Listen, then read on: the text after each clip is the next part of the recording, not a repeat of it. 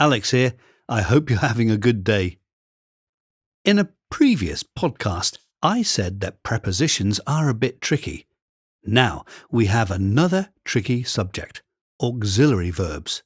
They're not difficult for you, but some learners may find them difficult. Not every language uses auxiliary verbs like English does.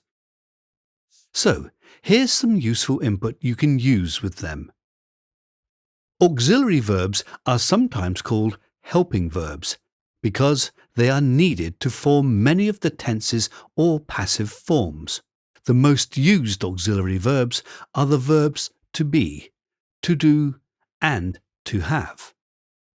For example, the auxiliary to do is needed to ask questions in the present and past simple tenses. The auxiliary to be is needed for the present and past continuous and all the passive forms.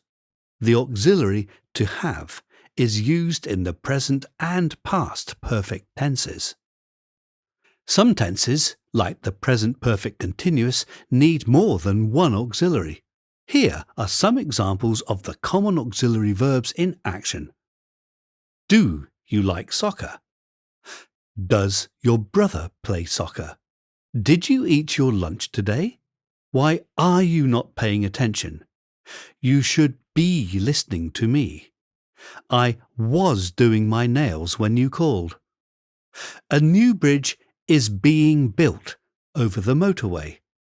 Have you cleaned your shoes? How long have you been living in South Africa? Other common auxiliary verbs are will, should, would, can, must, might, may, could. These verbs are often called modal verbs. Contracted auxiliaries. The auxiliary verbs are very often contracted, that is, shortened.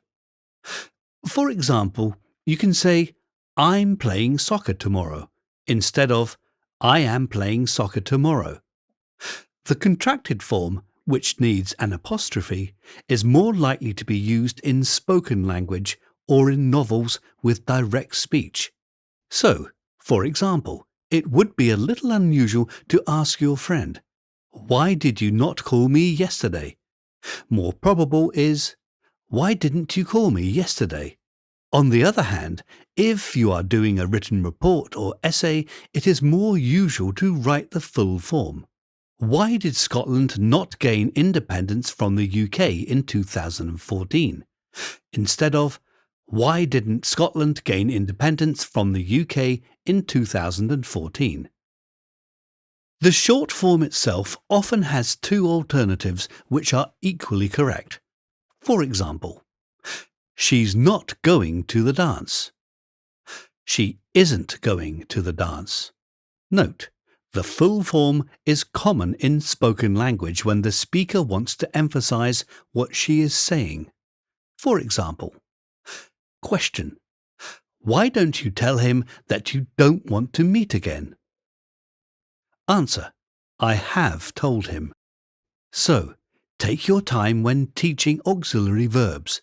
Teach them in small stages. Well done. I'll be back soon.